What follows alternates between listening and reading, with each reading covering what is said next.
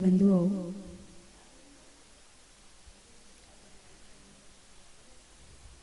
जब तक द्रव्यों की पहचान नहीं होगी तब तक भेद विज्ञान नहीं होगा, और जब तक भेद विज्ञान नहीं होगा तब तक परमात्मा के दर्शन नहीं होंगे, और जब तक परमात्मा के दर्शन नहीं होंगे तब तक सम्यक दर्शन नहीं होगा। क्योंकि जब परमात्मा के दर्शन नहीं हो रहे तो आत्मा के दर्शन कहाँ से होंगे। इसलिए द्रव्य की पहचान बहुत जरूरी है। जिसने द्रव्य को नहीं जाना, जिसने तत्व को नहीं जाना, उसने समझना दुनिया में कुछ जाना ही नहीं है। तो द्रव्य कितने होते हैं? मैंने कल कितने द्रव्य बताए थे आपको? 6, है ना। आप कौन से द्रव्य हो? जीव द्रव्य हो। पुद्गल द्रव्य आप हो कि नहीं हो? आप जीव द्रव्य हो ना। पुद्गल द्रव्य आप हो कि नहीं हो? नहीं हो। पुद्गल द्रव्य हम हैं, है ना। हम जीव द्रव्य भी हैं और हम पुद्गल द्रव्य भी। बहुत बढ़िया, बहुत सुंदर। रात भर पीसो और पारे में उठाओ, ये एक कहावत है बुंदेलखंड में कि एक अंधी अम्मा थी तो वो सुबह सुबह चक्की पीस रही थी, दरवाजा खुला रह गया था। चक्की की आवाज सुन के कुत्ता आ गया। अब अम्मा यहाँ चक्की पीसती जा रही, आटा निकालती जा रही और कुत्ता आटा खाता जा रहा। जब पूरा पिस गया तो अम्मा ने सोचा बहुत सारा हो गया होगा, तो उसने निकाला। बोले वहां तो कुछ है ही नहीं।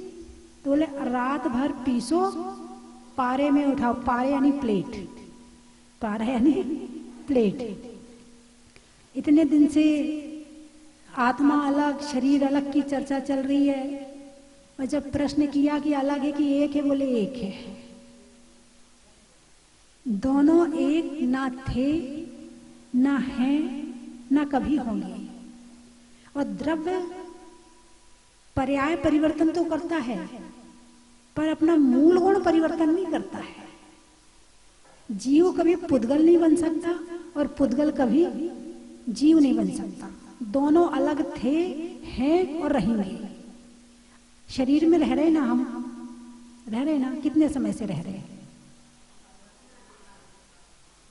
अनादिकाल से शरीर में रह रहे, पक्का। कभी बिना शरीर के भी तो रहे होंगे। जब तक संसार में है तब तक शरीर तो रहेगा ही रहेगा। जब तक कर्म है तब तक शरीर तो रहेगा ही रहेगा। तो द्रव्य की पहचान, किसकी पहचान?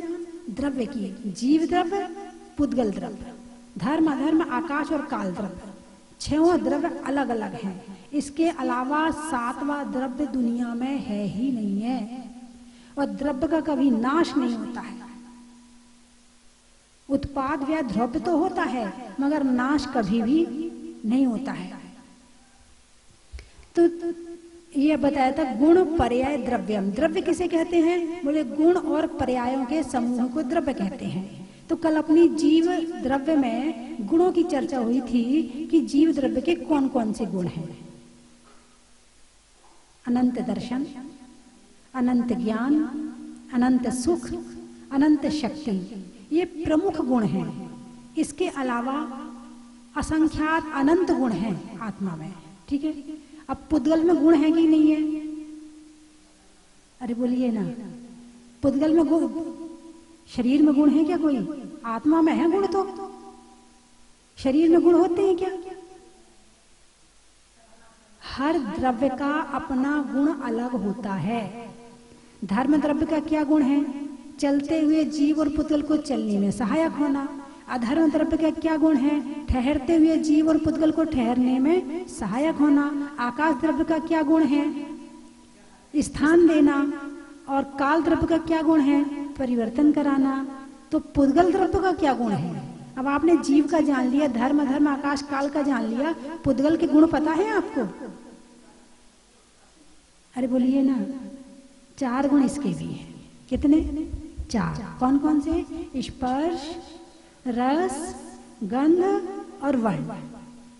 ये किसमें होते हैं? पुद्गल में होते हैं। कोई भी पुद्गल होगा इन चार गुणों के बिना तो होता ही नहीं है। कोई ना कोई स्पर्श, 8 स्पर्श होते ना, हल्का, भारी, रूखा, चिकना, कड़ा, नरम, ठंडा, गरम, इनमें से कोई ना कोई तो होगा स्पर्श। रस, कोई ना कोई स्वाद तो होगा ही होगा। स्वाद कितने होते हैं? खट्टा, मीठा, कड़वा, कषायला और चरपरा, ये 5 स्वाद होते। इनमें से हर पुद्गल में, चाहे वो जमीन का पुद्गल हो, चाहे वो किसी कोई भी पुद्गल हो, एक न एक स्वाद तो उसमें होगा ही होगा, और एक न एक गंध तो होगी होगी, या सुगंध या दुर्गंध, है ना। और वर्ण, 5 रंग में से पुद्गल का कोई ना कोई रंग तो होगा ही होगा। रंग कितने प्रकार के होते हैं? 5। कौन कौन से? सफेद, काला, लाल, पीला और हरा, ये 5 रंग होते हैं। इस 5 के अलावा छठवां रंग दुनिया में है ही नहीं। अब आप कहोगे माता जी कितने तरह तरह के तो रंग पैदा हो रहे हैं, अब आप कह रहे 5 ही होते हैं। ये सब एक दूसरे को जोड़ के बनाए जाते हैं। जैसे सफेद में लाल मिला दिया तो गुलाबी हो गया, और लाल में थोड़ा सफेद मिला दिया तो कत्था हो गया। ऐसे मिला मिला के बना रहे हैं। एक सफेद रंग ही 300 रंग का होता है। एक सफेद रंग, आप 10 दुकान से सफेद रंग का कपड़ा लेके आओ, अरे बोलिए ना, सबका कलर अलग अलग होगा, है ना। तो किसके गुण हैं? आप गोरे हैं या काले हैं या गेहुआ हैं, किसका गुण है ये? आत्मा का है या पुद्गल का? पुद्गल का गुण है ना। और शरीर में कभी आपने इसको जीभ से लगा के देखा? कोई ना कोई स्वाद खारा खारा लगता है ना। हाँ, तो कोई ना कोई स्वाद अवश्य होता है, ठीक है। स्पर्श, 8 स्पर्श, 8 प्रकार का स्पर्श, ठंडा, भारी, रूखा, चिकना, किसके माध्यम से प्राप्त होता है हमें? शरीर के माध्यम से। यदि शरीर ना हो तो ठंडा, भारी, रूखा, चिकना, ये कुछ भी हमें पता ही ना चले। ये पता चलने का कारण ही ये शरीर है। ठंड लग रही है, किसको लग रही है भाई? जैसे जब ठंड आती है तो ये जब माइक है इसमें ये लोहा लगा, ये ठंडा होता है कि नहीं होता है? अरे बोलिए ना, होता है ना। हमारा शरीर ठंडा होता है कि नहीं होता? होता है। लेकिन इसमें ठंडा हो रहा है तो ये पुद्गल का गुण है, और शरीर ठंडा हो रहा है ये पुद्गल का गुण है। हमें ठंड लग रही है किसके माध्यम से? शरीर के माध्यम से। किसके माध्यम से? जीव को ठंड लग रही है किसके माध्यम से? शरीर के माध्यम से। और जब शरीर ही नहीं रहेगा तो ठंडा गरम का मामला ही खत्म हो जाएगा, उसकी जरूरत ही नहीं पड़ेगी। भाई ठंड जो है, अरिहंत भगवान भी यही रहते हैं, उन्हें ठंड नहीं लगती है। क्यों नहीं लगती? उनका परम औदारिक शरीर हो गया है। यानी शरीर से तपस्या करवाने का कारण क्या है? शरीर को ही छोड़ना। तपस्या किससे करवाई जा रही है? उपवास कौन करता है? शरीर। उसका फल कौन प्राप्त करता है? आत्मा। एकासन कौन करता है? शरीर। उसका फल कौन प्राप्त करता है? आत्मा। जिनवाणी कौन पढ़ता है? आंखों से पढ़ते ना, पढ़ने वाली कौन है? आत्मा। ज्ञान किसको होता? पढ़ते हम आंखों से है और ज्ञान हो रहा है आत्मा को, है ना। तो ये शरीर के द्वारा आत्मा सारा काम कर रही है। और आत्मा जैसे मशीन होती ना, आपके घर में वॉशिंग मशीन आई तो कपड़े कौन धो रहा है? मशीन धो रही है। आपके घर में फ्रीज है तो कौन किसको सुख मिल रहा है फ्रीज का? तुम्हें मिल रहा है। आपके घर में एसी है तो एसी का सुख कौन ले रहा है? शरीर की आत्मा। सुख लेने वाली तो आत्मा है, माध्यम शरीर है। ये सारी मशीनें हैं, ये 5 तरह की मशीनें हैं। स्पर्श, स्पर्शन, रसना, घ्राण, चक्षु और कर्ण, ये मशीनें हैं। अब जैसे आपको प्यास लगती है तो प्यास लग रही है कैसे पता चलता है? अरे बोलिए ना, जीभ सूख जाती है, जीभ मुंह सूखने लगता है ना। मुंह सूखने लगता तो पता चलता हमें प्यास लग रही है। तो जीभ एक मशीन हो गई। किस बात के लिए मशीन हो गई? शरीर में पानी की कमी हो गई है, ये बताने वाली मशीन हो गई। ठीक है ना? ये मीठा है, किसने बताया? जीभ ने। ये मशीन क्या है? जीभ क्या है? मशीन है। और मशीन का उपयोग करने वाला कौन है? आत्मा है। पुद्गल के गुण अलग और आत्मा के गुण अलग। ये स्वाद किसका ले रही? पुद्गल के द्वारा पुद्गल का स्वाद ले रही है। क्या कहा मैंने? पुद्गल के द्वारा आत्मा पुद्गल का स्वाद ले रही है कर्म के उदय में। और कर्म ना रहे तो पुद्गल की जरूरत ही नहीं पड़ती है।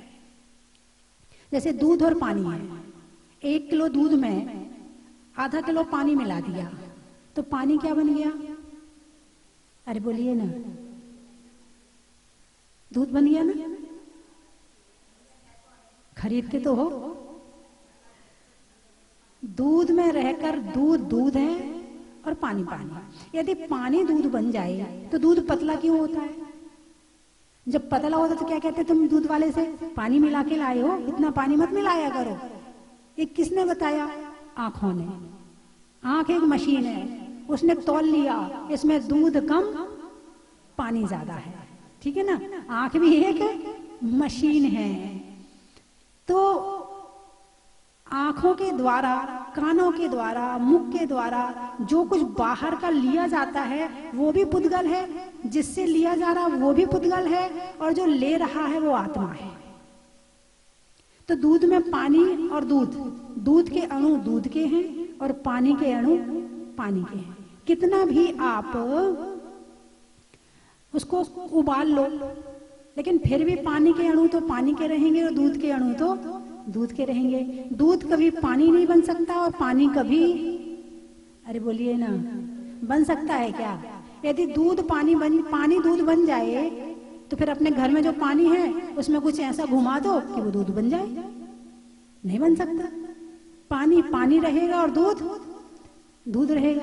उसको चाहे तुम सुबह से शाम तक उठा के रख दो कि भाई दूध पानी बन जाए, पानी दूध बन जाए, नहीं बनने वाला।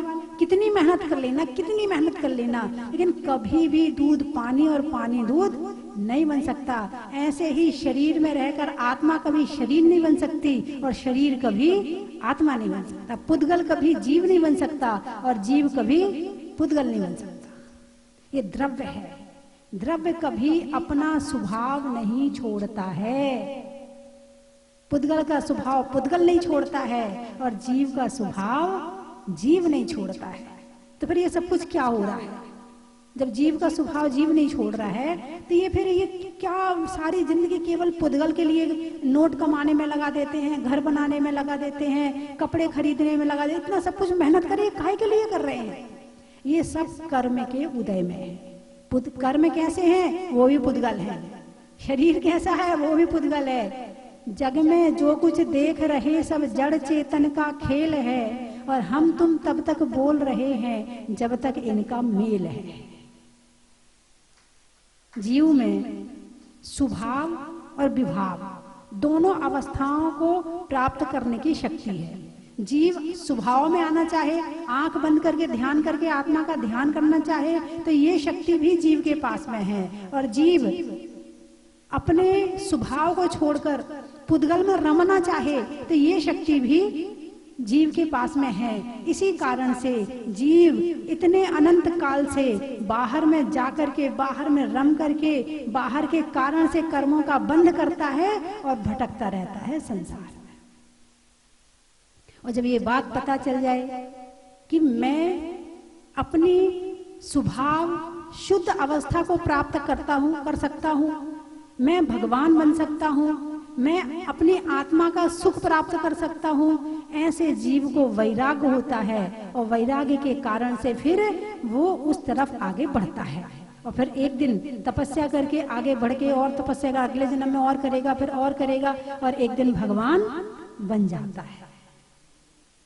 लेकिन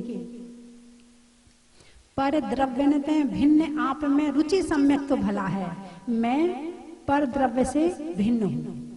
दूध पानी से भिन्न है, पानी दूध से भिन्न है। दूध का स्वभाव अलग है और पानी का स्वभाव अलग है। लेकिन पुद्गल के तो देखो कितने सारे, पुद्गल का परिणमन तो देखो।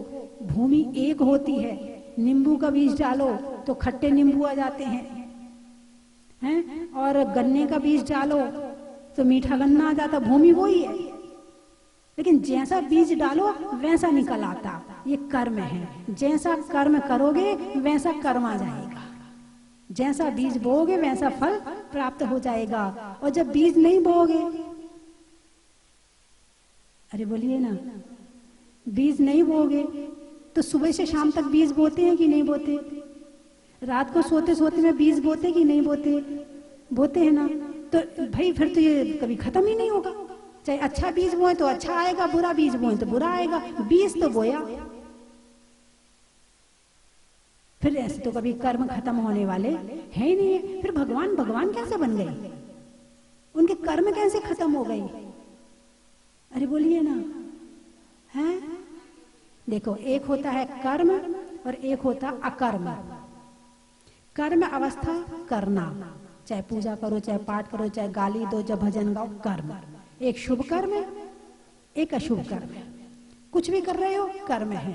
लेकिन जब मन वचन काय को एकाग्र करके ध्यान करते हैं तो वो अवस्था अकर्म की होती है। वो शुद्ध अवस्था, वो शुद्धोपयोग अकर्म की अवस्था होती है। और उस अकर्म से जो कर्म होते हैं वो तो जाने लगते हैं और नए कर्म आने बंद हो जाते हैं। और जब नए कर्म आने बंद हो जाते हैं, पुराने कर्म जाने लगते हैं, तो फिर केवल ज्ञान हो जाता है और फिर एक दिन मोक्ष भी हो जाता है। अकर्म से कर्म नहीं आते, कर्म से, अरे बोलिए ना, कर्म से कर्म आते हैं। अकर्म यानी कर्म नहीं करने की अवस्था ध्यान अवस्था। जो मंदिर में भगवान बैठे हैं, जिनकी आप पूजा करते हैं, ध्यान करते हैं, भक्ति करते हैं, जिनके दर्शन रोज करते हो, अर्घ चढ़ाते हो, ऐसे भगवान को ध्यान से देखो। इनकी अवस्था कर्म की अवस्था है या अकर्म की अवस्था है? अकर्म की अवस्था है। यदि इन्होंने आशीर्वाद भी दे दिया तो कर्म दे दिया, बाहर चले गए, आत्मा से निकल के आशीर्वाद देने में बाहर चले गए। ये अकर्म की अवस्था है और कर्म की अवस्था है। और अकर्म कि तुम चाहे सोने का नारियल चढ़ाओ, चाहे ना चढ़ाओ, चाहे कुछ भी करो, वो तो अपनी आत्मा के ध्यान में लीन है। ये है अकर्म की अवस्था। पर द्रव्यन्ते भिन्न आप में रुचि सम्यक्त्व भला है। पर द्रव्यन्ते, पर द्रव्य से भिन्न अपने आप को मानना। रुचि सम्यक तो भला है। ऐसी बात में, ऐसे भावों में रुचि होना सम्यक दर्शन है। क्या होना? अरे बोलिए ना, रुचि होना। क्या होना? रुचि। रुचि का मतलब इंटरेस्ट, इंग्लिश में बोलेंगे इंटरेस्ट। और कोई चीज ज्यादा पसंद हो तो फेवरेट, है ना? इंग्लिश में ज्यादा यूज करते इसलिए ये भी बता देती हूँ। रुचि का मतलब प्रीति, रुचि का मतलब उस चीज के प्रति झुकाव, रुचि का मतलब उस चीज से अटैचमेंट, रुचि का मतलब वो चीज अच्छी लगती है। ये रुचि का मतलब है। रुचि सम्यक तो भला है। क्या भला है? पर द्रव्यन्ते भिन्न आप। मैं पर द्रव्य से भिन्न हूँ, मैं पुद्गल द्रव्य से भिन्न हूँ, मैं धर्म अधर्म आकाश काल द्रव्य से भिन्न हूँ। ऐसी अंदर में रुचि, श्रद्धा, क्या कहेंगे इसे? जो धर्म की भाषा में कहेंगे रुचि यानी श्रद्धा, विश्वास। आप लोग यूज करते ना विश्वास, हमें उस पर बहुत विश्वास है। हाँ, उस पर तो इतना पक्का विश्वास है कि वो ऐसा कर ही नहीं सकता है।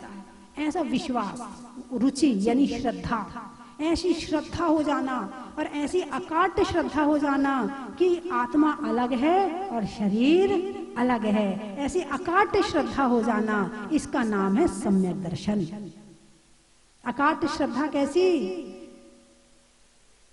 कि समय पे याद आ जाना कि नहीं, शरीर अलग है और आत्मा अलग है। ऐसा विचार, ऐसा चिंतन चलते रहना, मानना, विश्वास करना, श्रद्धा करना सम्यक दर्शन है।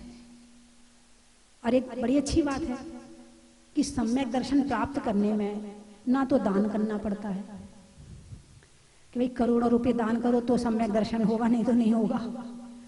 10 करोड़ दान करोगे तो सम्यक दर्शन होगा, नहीं तो बाकी को नहीं हो सकता, ऐसा भी नहीं है।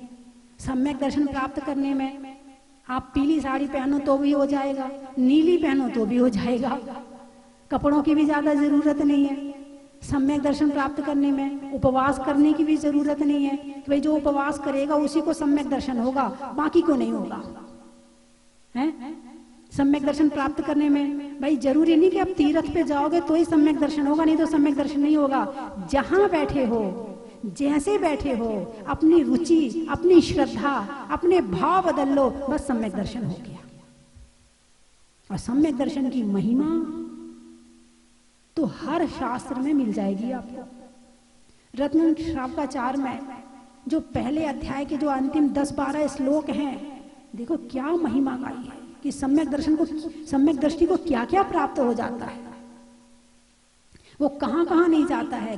दरिद्री नहीं होता है, वो दुखी नहीं होता है, रोगी नहीं हो, दुष्कुल नहीं होता है। रोगी तो, रोग तो देखो कर्म का होता है, यदि होगा तो होगा, रोगी की तो बात नहीं। लेकिन सम्यक दर्शन प्राप्त होने से उस रोग के प्रति ये भाव हो जाते हैं कि ये मेरा रोग मेरे आत्मा में नहीं है, शरीर में है, और मैं शरीर नहीं हूं। क्यों, आपको कथा याद है जब विशापहार स्तोत्र की रचना कैसे हुई? वो तो सेठ धनंजय के पुत्र को सर्प ने डस लिया था, तब उन्होंने भक्ति करी, तब हुई, है ना। लेकिन एक ही भाव स्तोत्र, एक ही भाव स्तोत्र में मुनिराज को कोढ़ हो गया। कैसा कोढ़ हो गया? गलित कोढ़, जिसमें पस पड़ जाती है, खून बहता है, ऐसा कोढ़ हो गया। और कहाँ? पूरे शरीर में। ऐसा नहीं कि केवल एकाध उंगली हो ना, ऐसा नहीं, पूरे शरीर में हो गया, खून बह रहा है। और वो ध्यान में खड़े हैं, वो ध्यान में खड़े हैं। उनकी चर्चा स्वर्ग में हुई कि जो सनत कुमार मुनि हैं, वो जो है देखो कैसे कितने ध्यानी हैं, और इतने शरीर में पीड़ा होते हुए भी उनका ध्यान आत्मा में लगा हुआ है। 2 देवों से रहा नहीं गया, बोले चलो परीक्षा करके देखते हैं। देव आए, वैद्य का रूप बनाया और उनके आसपास चक्कर लगाने लगे। कैसी भी बीमारी हो, कैसा भी रोग हो, सबकी दवा मेरे पास है। बार बार वहां चक्कर लगा रहे, बार बार जोर जोर से बोल रहे। अब मुनिराज ने सुना तो देखा, आँख खोला तो दौड़ के वैद्य आ गए। हाँ हाँ बताइए बताइए, आपको क्या बीमारी, क्या कष्ट है? हाँ मैं देख रहा हूँ कि आपके शरीर में बड़ी पीड़ा है मेरे पास इलाज इसका। तो उन्होंने कहा कि भाई मुझे ना एक बीमारी है, यदि उसकी दवा हो तो दे दे। बोले कौन सी बीमारी है?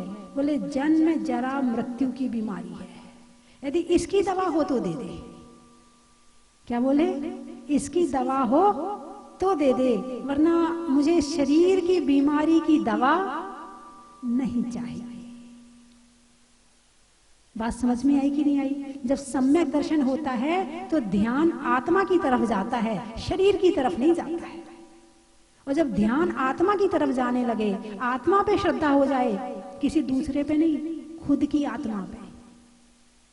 खुद की आत्मा को जान लो, पहचान लो, कैसी है, क्या गुण है इसके, क्या दोष है इसके, क्या है इसका, अच्छे से जान लो। और फिर पुद्गल को जान लो कि पुद्गल क्या है। और जब भिन्न पर द्रव्य भिन्न आप में, दोनों को जान लिया तो भिन्न पना पता चलेगा। और जब भिन्न पना पता चल गया, उस पर श्रद्धा कर लो तो सम्यक दर्शन की प्राप्ति हो जाएगी। और सम्यक दृष्टि, सम्यक दर्शन शुद्धा नारक तिर्यक नपुंसक स्त्रीत्वानि दुष्कुल विकृताल आयु दरिद्रताम च नापगतिका। जो सम्यक दृष्टि होता है, जो सम्यक दर्शन शुद्धा, जो सम्यक दर्शन से शुद्ध होता है, अभी ज्ञान नहीं हुआ, ज्यादा दर्शन हो गया, श्रद्धा हो गई है ना। सम्यक दर्शन शुद्धा, नारक, नरक में नहीं जाता, पहले नरक को छोड़ के आगे नहीं जाता। यदि बंद कर लिया है तो, और बंद नहीं किया है तो स्वर्ग ही जाएगा। नारक, नरक नहीं जाता है ना। दुष्कुल, दुष्कुल में पैदा नहीं होता है, विकृत अंग वाला नहीं होता है, अल्पायु नहीं होता है, दरिद्र नहीं होता है और अंगहीन नहीं होता है। कौन? सम्यक दृष्टि जीव। तो सम्यक दर्शन कौन कौन प्राप्त कर सकता है? पशु प्राप्त कर सकते हैं कि नहीं? और नरक में प्राप्त हो सकता है कि नहीं? अरे बोलिए ना। नरक में थोड़ी होता होगा, वहां तो लड़ते रहते हैं। लड़ने वालों को कहां से सम्यक दर्शन हो जाएगा? भगवान की शुद्ध परिभाषा तुमने बताई नहीं कि धर्म वास्तव में क्या होता है, कैसे पालन करना चाहिए और धर्म का फल क्या होता है। तुमने बचपन से वो संस्कार नहीं डाले, लालच दिया, जब बेटा तू पास हो जाएगा, अच्छे नंबर आ जाएंगे तेरे, मंदिर जाया कर। और नहीं आए नंबर, मम्मी तुमने तो कहा था मंदिर जाओ, नहीं जा रहा मैं। कहाँ हमारे अच्छे नंबर आए हैं? धर्म का मूल उद्देश्य बताना चाहिए कि मन की शांति और आत्मा की पवित्रता। और जब आत्मा की पवित्रता और मन की शांति रहेगी तो सारा जीवन अच्छा रहेगा। और जिसके जीवन में पवित्रता ही नहीं है, मन साफ ही नहीं है, तो कहां से पवित्रता आएगी उसके अंदर में? तो सम्यक दर्शन क्या प्राप्त करना है? अरे बोलिए ना। सम्यक दर्शन चंद्रमा में गुरुत्वाकर्षण का, भौतिकता में आकर्षण का, और प्राप्त करने में सम्यक दर्शन का, आत्मा में शुचि का, स्वधर्म की इंद्राणी शची का, और हमारी आत्मा में रुचि का, कर्म के हरने का, त्याग के वरने का, और सम्यक दर्शन प्राप्त करने का। चलिए कहां कहां से आए आप लोग? शिवपुरी। स्वर्ग में परी का, छोड़ने में हरि का, और आने वाला में शिवपुरी का। और कहां से आए? टीकमगढ़। वृक्षों में बड़ का, बड़ की जड़ का, और आने वालों में टीकमगढ़ का। गाने में सुर का, नृत्य में नूपुर का, आने वालों में जयपुर का। बंधा जी। रोटी में घी का, हरियाणा में जी का, और आने वालों में बंधा जी का। हो गए सारे? आहार जी से भी आए हैं। अच्छा।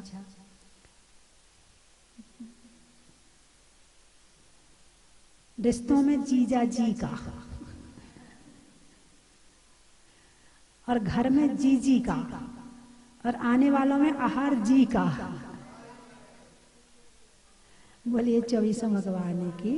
इतना अच्छा लगा कि मन गद गद हो गया। और हर साल यहाँ पर आने के भाव है।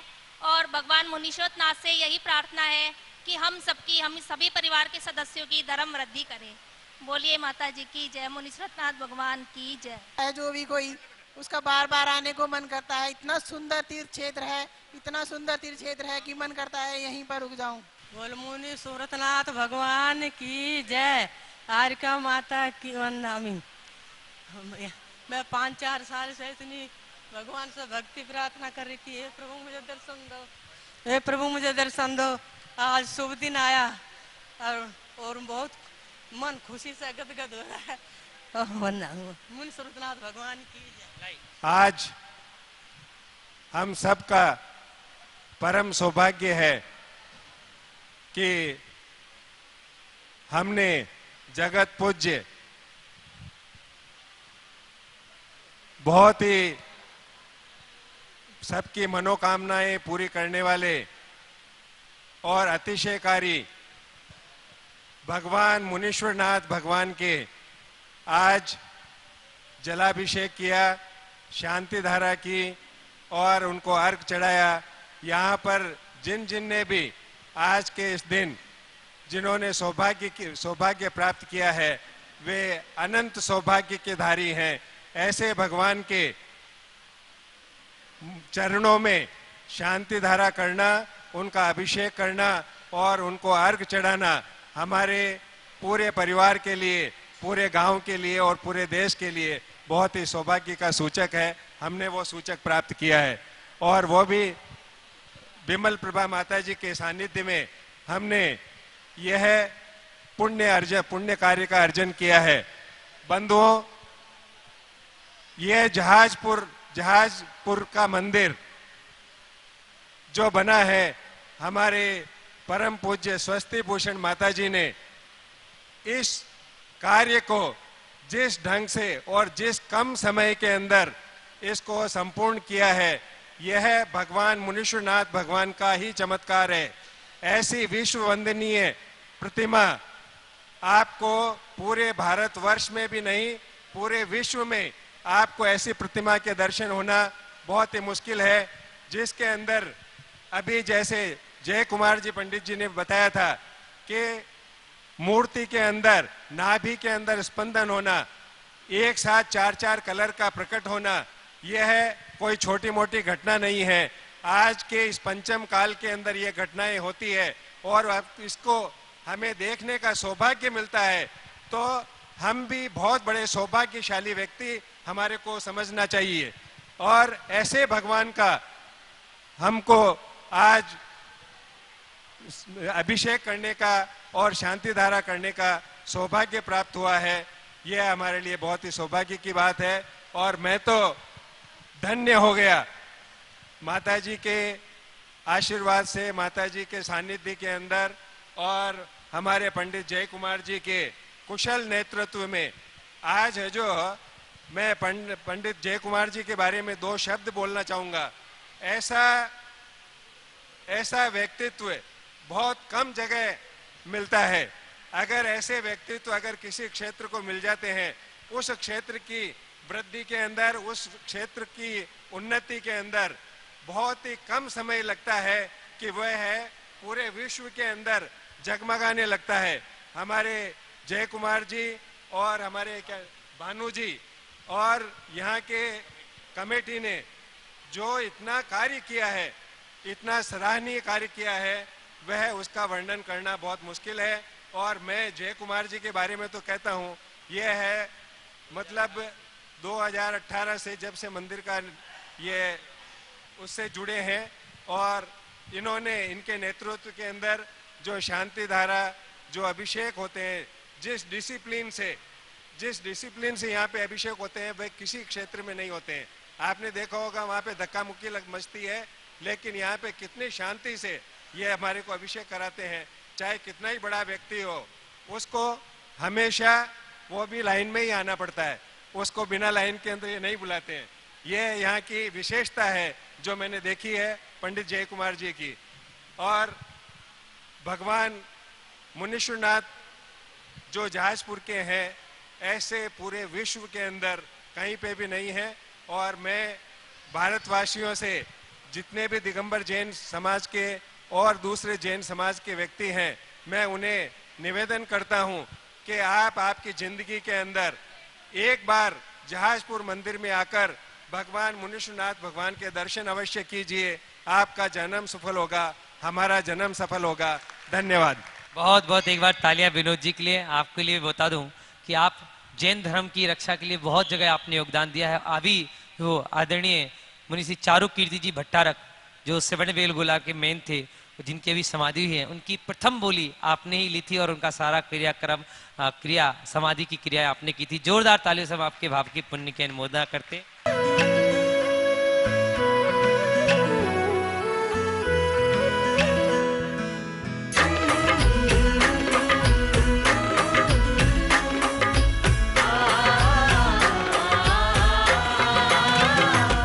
चन की थाल को सजाओ रे आज, रत्नों की थाल को भर लाओ रे आज। आओ आओ करे रे गुणगान आरती भगवन की। आओ आओ करे गुणगान आरती भगवन की। आओ आओ करे रे गुणगान आरती भगवन की।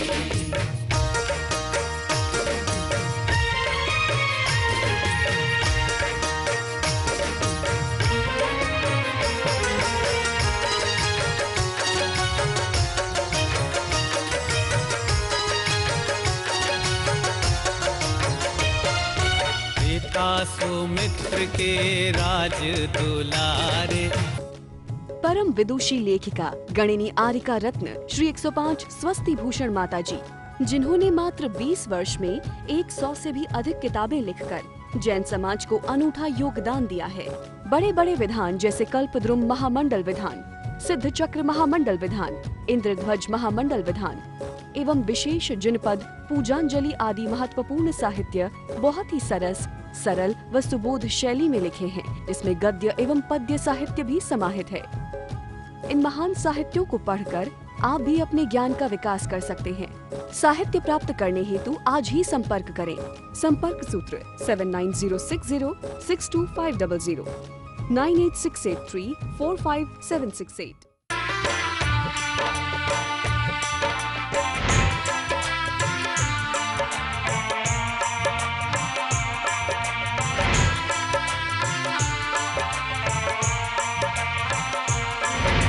चलो रे चलो रे चलो चलो रे चलो रे चलो चलो जहाज पर।